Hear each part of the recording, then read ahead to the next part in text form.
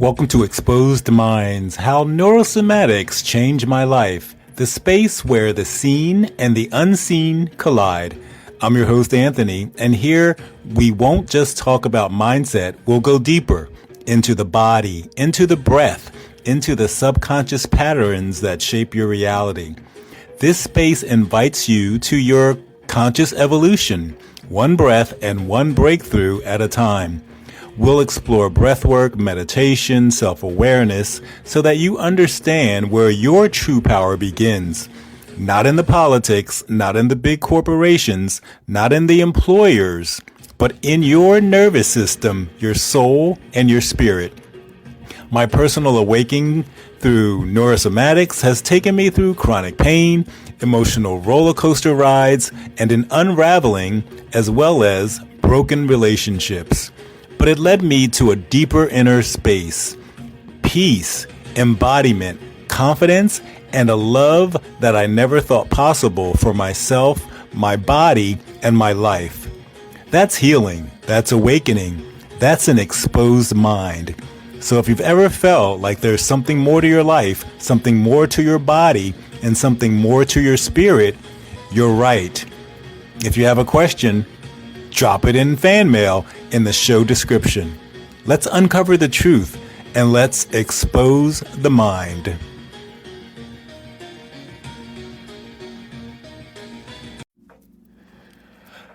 Hello and welcome to episode 125. This is now Expose the Minds. Now, before you go, what the hell? Everything is in alignment with the podcast. I don't know how many of you out there are maybe entrepreneurs or solopreneurs or starting your businesses, but definitely we are in a time of the creator reality, creator consciousness. Everyone is starting something of their own, right? We're starting companies. We're starting to serve people. We're starting to connect to ourselves and to others and to the universe and to God and to the world and all of that stuff that's happening. And I kind of think if you're a listener of the other episodes, that's probably something that's going on in your life, more awakening, being guided toward enlightenment, being guided toward greater emotional intelligence, so that you are less anxious, less angry, less in a state of loneliness and sadness.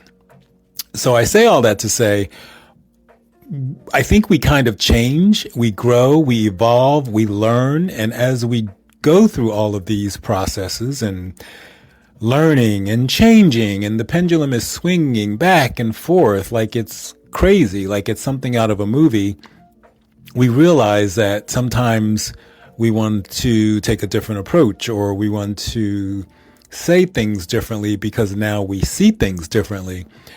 And I had a few things going on with the podcast, the YouTube channel, with Meetup, and the name changed, I think, 2 or 3 times. And I kind of feel like I landed on something that completely resonates with the full picture, with what I want to do and the message that I want to deliver in totality. And that is kind of in an exposed mind. So a difference from being connected, even though I am still very connected, it's more about exposing the things that are going on within me. And that's not just in my mind, but it's also in my body and in my spirit. Because what I've discovered recently is a lot of what I was going through was in my body, or still is in my body, in my central nervous system.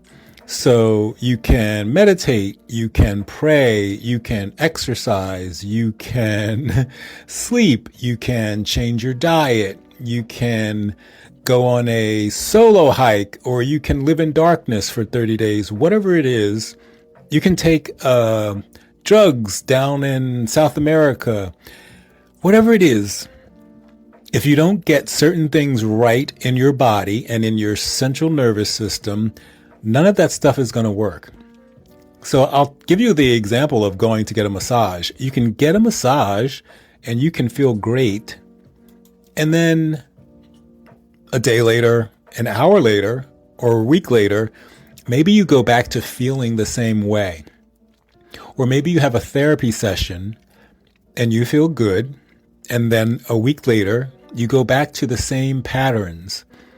You act, react, behave in much similar fashion than you thought you would after doing the thing, right? After the massage, or after the therapy session, or after the ayahuasca. So what is happening? What's happening is things get trapped in our bodies. Things become a part of who we are. And they're kind of running in the wiring every day from head to toe. They're in there, they're running. And unless we do certain things and we think certain ways, they remain in there until they get untrapped or released or set free.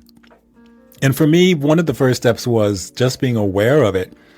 And then the next step was stop hating it and stop fighting it and start accepting it, embracing it, and loving it. So if I have chronic pain and I fight it, it's probably not going to go away. And it didn't. If I have chronic pain and I hate it, it's probably not going to go away. And it didn't. So I had to learn to ask the chronic pain, why is it here? What is it trying to tell me? What does it need from me? What does it want from me? What does anything that is hurting me or painful to me, or what we would call disease, which is in essence a dis-ease of my body, what message is it trying to tell me? And that's what Neurosomatics kind of helped me with. What is the neurology behind what's going on in my body? So once I figure that out, it's kind of bringing a whole lot of the other things that I had already known and already used full circle. It's putting everything in greater perspective. And if everything is in greater perspective for me, then I can put things in greater perspective and context for you. And I can deliver them in a manner that helps you get through them potentially in a much shorter time than it did for me. I would say I'm going on my 5th year of emotional roller coaster ride, chronic pain, ups, downs, ins, outs, no answers from doctors, and not quite enough of something to put me in a hospital or to shut me down where I was bedridden, but certainly enough that I had challenges getting around, getting out, being social, and even in some cases, getting around my house. So when you get to a stage where you're having trouble getting around your house, going from your bedroom to your bathroom, and there is nothing really physically wrong or structurally wrong when it comes to doctor visits, testing, blood tests, etc., you know something's going on. You know that there is something going on that's greater than what doctors can figure out or what you can figure out. Because if you could figure it out, you would have. If doctors had the answers, they would have figured it out. And I'm not talking about, here, take this pill. I'm talking about, here is the root cause. And whenever we're in a state of disease or disease and we want to get rid of it, we want to help ourselves heal and get better, we need to get to these things at the root cause. And in many cases, that root cause is something emotional and something that's trapped or caught up in a cycle in our central nervous system. So Neurosomatics will help you through that. It helped me through that. It takes a lot of time for some people. Some people, it's fairly quick because once they get the realization or the awareness or the insight, they kind of pick up the ball and they run. I've heard a lot of stories of people that have read Dr. Sarno's book on back pain. And once they read through that whole book and they thought, holy shit, that's probably what's happening with me. They were like instantly cured, or overnight they were cured, maybe even in a week. Whereas other people read the book, nothing happened. It's been a year or 2 years or 5 years, and they're still working through it. So everyone is different, but I will say neurosomatics is definitely one of the things that has taken me to the next level with regard to emotional awareness, emotional management, and chronic pain. So kind of calming down my nervous system, because that is the one thing that I was not doing. I was using anger and fear and trying to get out of something. But the thing that was most likely trapped in the nervous system was the fear. I'm afraid to do this thing because I don't want to hurt.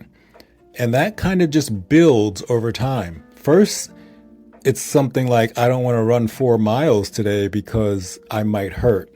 So then maybe you run 3, and then you run 2, and then you run 1, and then you stop running. And it kind of just compounds and builds, because as that builds, the fear builds. You still have high hopes and you still have faith, but underneath that, fear is running in your central nervous system.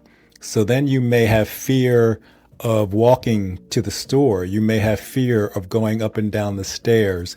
You may have fear of going on a hike. You may have fear of walking at the store, or someplace that you normally walk. Maybe now you take your car. All of these things keep building and growing, and they're all based on fear. And those are the things that get trapped in your nervous system. Personally, I will tell you that fear was something that was there from childhood. Resentment was there from childhood. So it's kind of only normal or average or, considerable that I would use fear and resentment as an adult when I face certain situations that I don't understand, or that I don't want, or that I don't know how to handle. My go-to is fear, back away from it, or anger, fight it. Neither one of those things worked. And sometimes we have to learn that on our own, right? We know that sometimes things work. We know that sometimes things don't work. But as individual humans, we have to take the route that feels best for us in the moment. And for me, what felt best in the moment was yell and scream at my body, and that will make it do what I want. It didn't work. Or just be afraid of what's happening. And then maybe if I stop doing all these things, my body will feel better. My body will feel safe. I won't be afraid anymore, and then I'll be able to do them. That didn't work.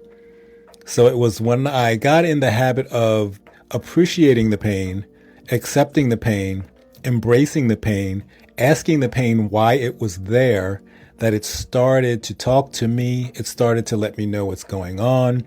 It started to let me know that I had fear, I had anger, and that it most likely was not going to go anywhere until I resolved those issues. And the point of that is you're resolving issues in the now because they're in your face in the now. But basically, they have been with you, as they have been with me, for a lifetime. These are things that started when I was very young, 3 years old, 5 years old, 7 years old, and they just continued.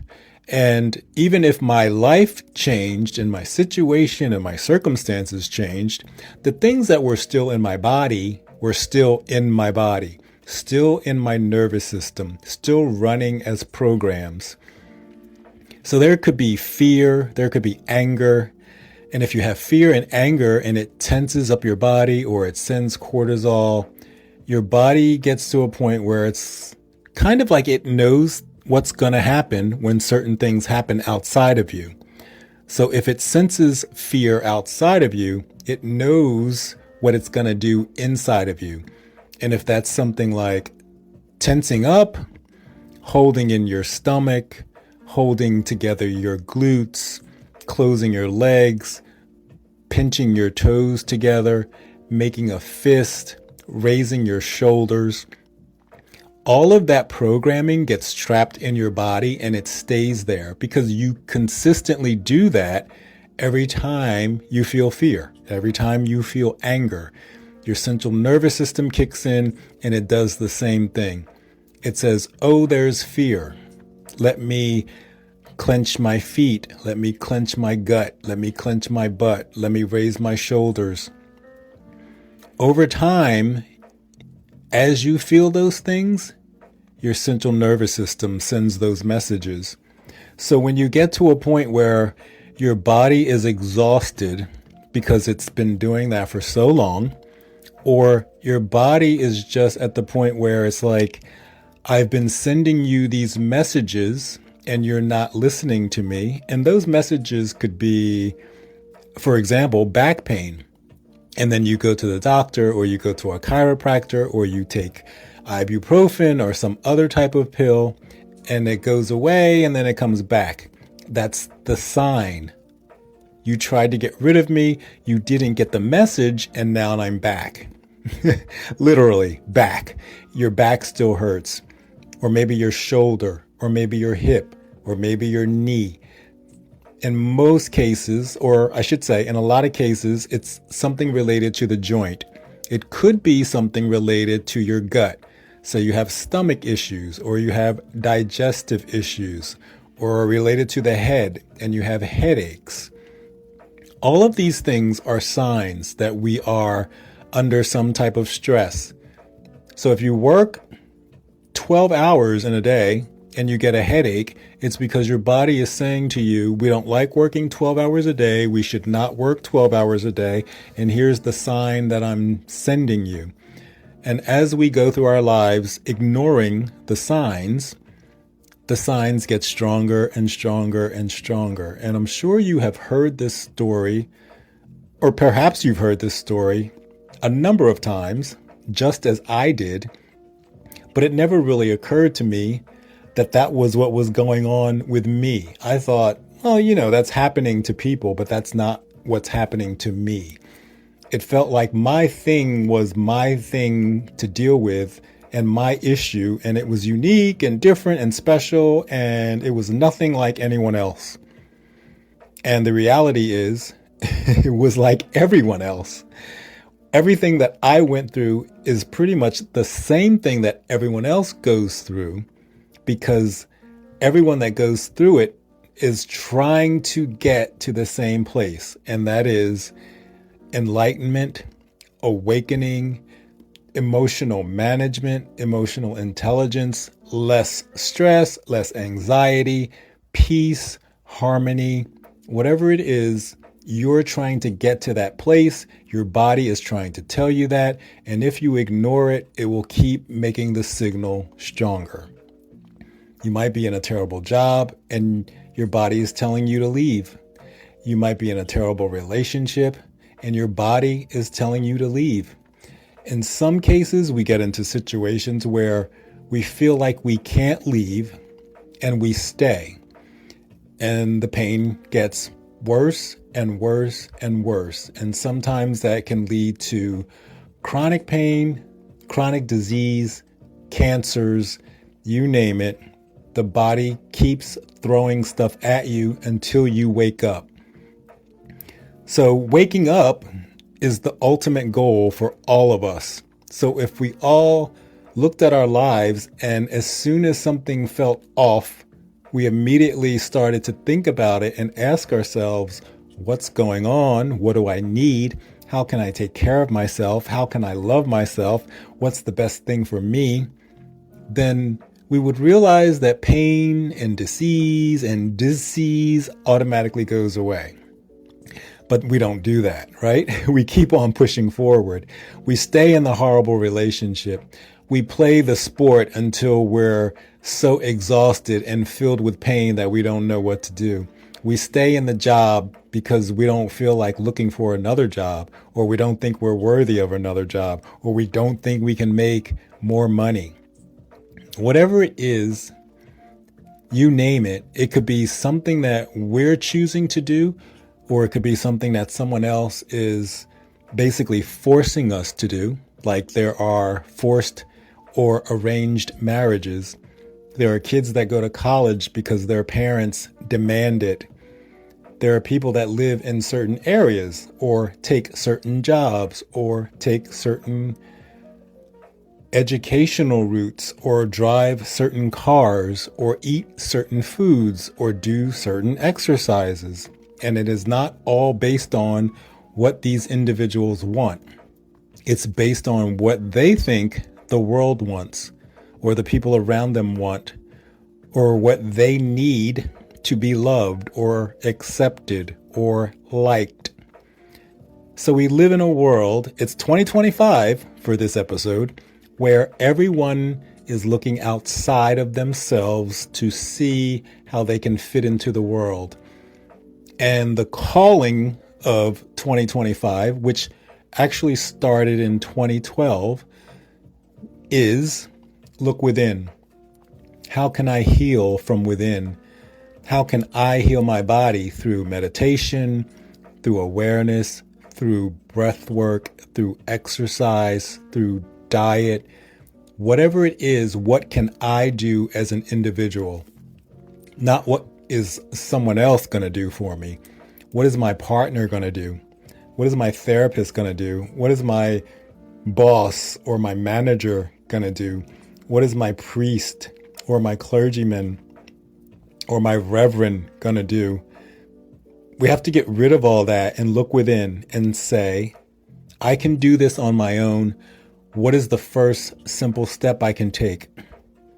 Ask yourself those questions and you will start to learn to hear the answer. And you will definitely get answers. I get answers, and I know a lot of other people that get answers. The key is listening. The key is asking. What can you help me with? How can you help me? What do I need to do? What are you trying to tell me? That's part of what I went through with neurosomatics. I had to really just sit in silence. I also sat in darkness. So darkness and silence. And I said, I know you're trying to tell me something. I know that this pain in my body is here for a reason. What is it?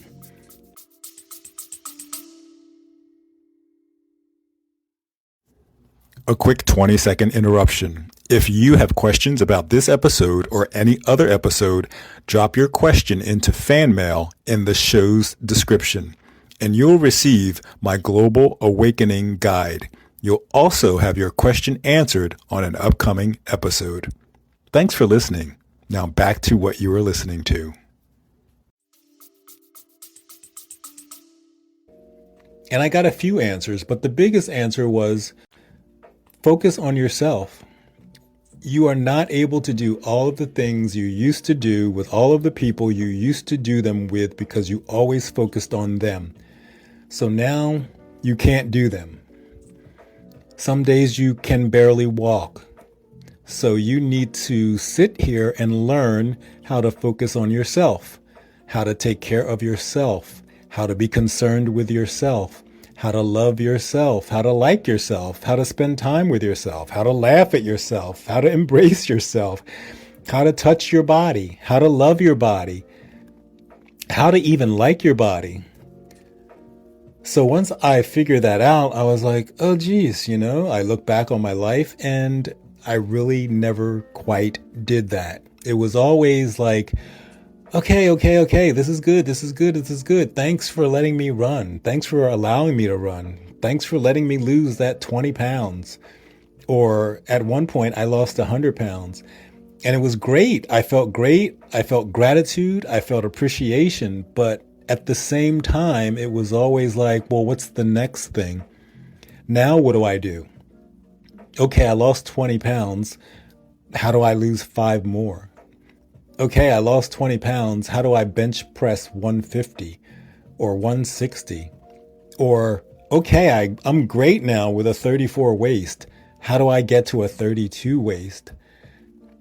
I love my new home. I thank you so much for my new home. How do I get the next home? How do I get a bigger home? Or how do I move to a different neighborhood? So it was always gratitude and appreciation, but at the same time, there was not really any real engagement and enjoyment of the moment. It was more like, this is great, but now what? What's next? What else is there for me? What else is there that I can do or I can get, or who else can I be with?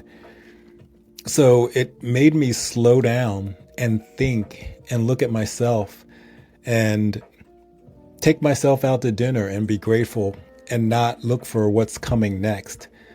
To go to the gym and work out and be grateful and not think about, well, what's next? To come to my home and clean it and cook a nice meal and be grateful and not wonder, well, what's next? What else am I going to get? Is this all there is to life? So it's more about living and not just being alive. So that is the complete opposite of the way I was living my life prior to all of this stuff happening. So if you're on an awakening path and you feel like you're meditating and you're reading books and you're watching videos and you're doing some breath work and you still feel like not a lot's happening, it could be because you're looking for the next thing and you're not in gratitude, in appreciation, in awareness of what you are, who you are, where you are in the present moment. If you're thinking about what your spouse or your partner is thinking, or what your mommy and daddy are thinking, or what your children are thinking, or what your coworkers or your boss is thinking versus what do I want? What feels right to me? Then I'm going to tell you, you're doing it wrong. You are definitely doing it wrong. And I did it wrong too. I did it wrong my whole life. But now I understand it. Now I get it. Now I know what's happening. And it's also shifted from more of what do I feel? What do I sense? What do I sense my body wants to do? Does it want to go for a walk? Does it want to go for a drive? Does it want to go to the gym? Does it want to lay on the sofa? Does it want to meditate on the bed or the floor? Do I want to go out in the backyard or do I want to go out on the front porch? Do I want a steak or do I want sushi or do I want a salad? What does my body want right now? Does my body want to leave this party? Does my body want to go to this social event? Does my body want to have a drink, an alcoholic drink, a whiskey drink, a glass of wine? Or does my body want an iced tea with no sugar? Or does my body just want water? Do I want to hang out with my mom today? Or do I want to hang out with myself today? I watched something very interesting on a YouTube channel, and the guy said he does not plan anything more than like 3 days out. And I thought, well, that's kind of crazy. How do you do that? And he said, why would I commit to something weeks and months early, and then when it comes down to that moment, I totally have no interest in doing the thing? And I thought, that makes a lot of sense. We plan things and we plan to go and do, and then when it comes up to that event, we don't feel like going, we don't feel like doing, and then we feel guilty about canceling or not going. So if you wait until the last minute and it's the day of, it's kind of like people look at you funny. And I'm at the point in my life where I don't really need to go. I don't really need to be there. So if you look at me funny, I'm okay with that. But that doesn't mean I need to change my response. You're having this thing and it's a month away. I will let you know the day before or the day of, or maybe I'll show up, maybe I won't. It's up to them to be happy and enjoy their life with or without you. If you don't come, they're still okay. They still had everyone else. If you do come, they're okay. Now they get to enjoy that moment with you. But it's not on me to make sure that they're happy. It's not on me to make sure I show up because I said that I would a month ago. A month ago, I felt excited about this thing. Today, I don't feel like going at all. Who knows what happened to me this week or yesterday or this morning? I'm a completely different person now. If I don't want to show up, I'm not going to feel obligated to show up. I'll see you at another time. And if it's a situation where I got you a gift, I'll get you the gift at another time. Maybe I'll bring it over tomorrow. Who knows?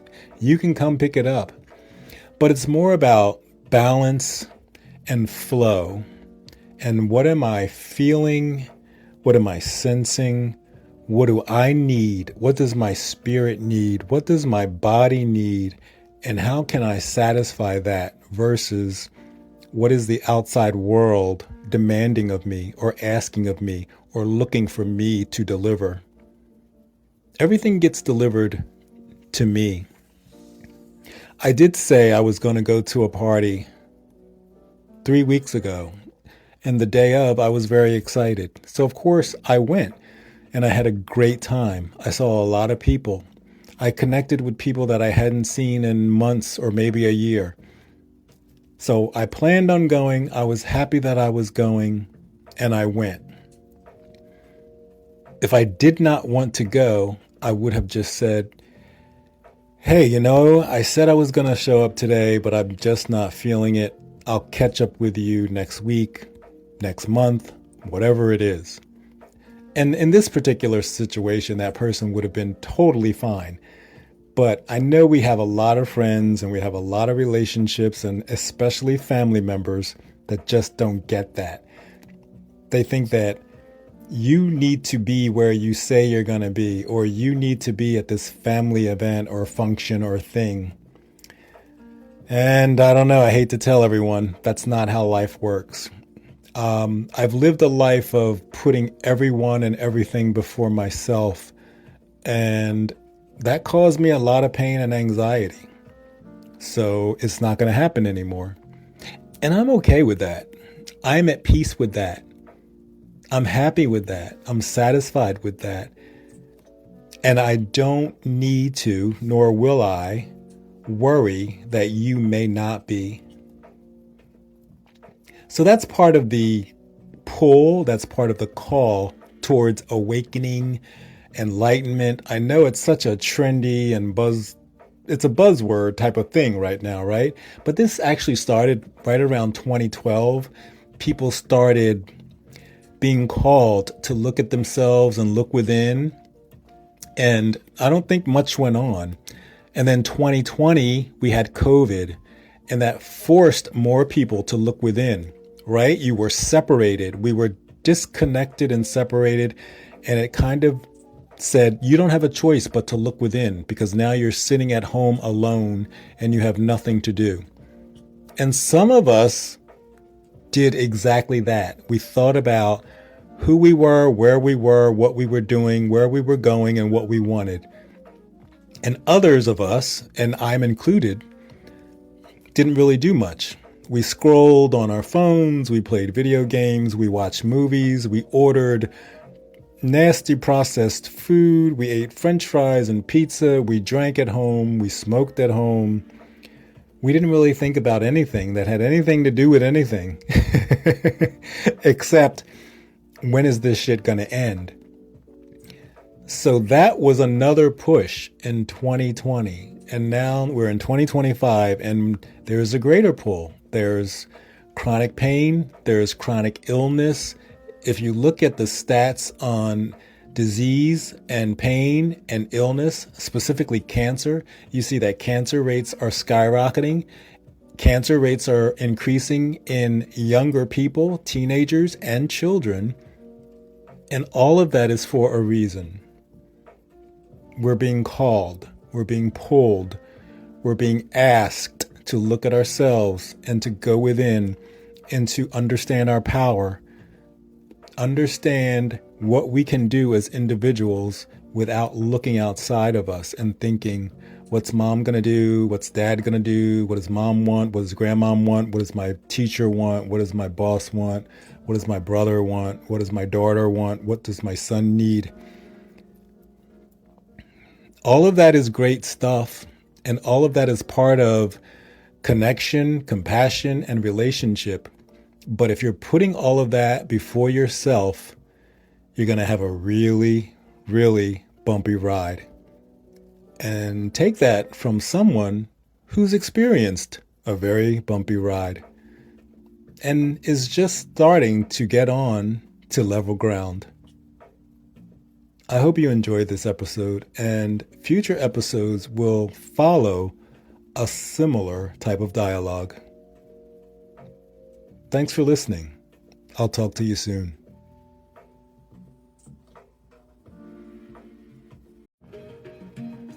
Well, that's our episode for today. If something in you stirred, let it. These moments of awareness, release, and remembrance are how healing begins. You weren't meant to fit inside some box or some system and be silenced. You were meant to remember and wake up to your own personal greatness. So breathe, reflect, and let those insights land. I know you have questions, so send them into the show via fan mail. That's located in the show description. You'll receive a free copy of my Global Awakening Guide, and for your question, it will be answered on an upcoming episode. If you're called to keep walking this path with us, please subscribe, please like, and share the episode with someone else that might be interested. Until then, stay curious, stay open, and keep exposing the mind.